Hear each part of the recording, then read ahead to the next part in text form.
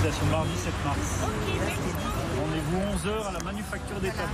Ah oui, c'est ma fac, très bien. Nouveau tractage ce dimanche. Après des semaines de mobilisation des militants, un tractage de plus, mais un tractage nécessaire pour ces sympathisants de la NUPES. C'est une date syndicale qui a été décrétée par les syndicats et notre rôle en tant que parti politique, c'est de venir en appui et d'aller sur des lieux qui sont pas spécialement des lieux dont s'emparent les syndicats, les marchés par exemple, où eux sont plus présents dans les lieux de travail et les lieux d'études.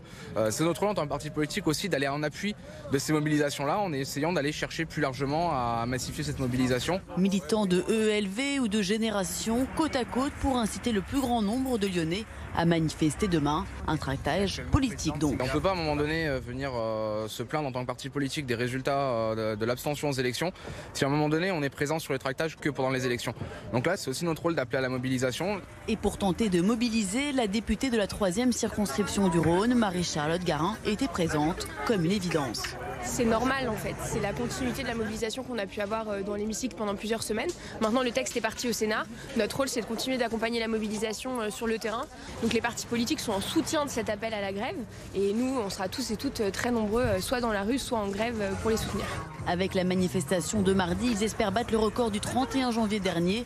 À Lyon, entre 25 000 et 45 000 personnes s'étaient rassemblées, un record depuis le début du mouvement.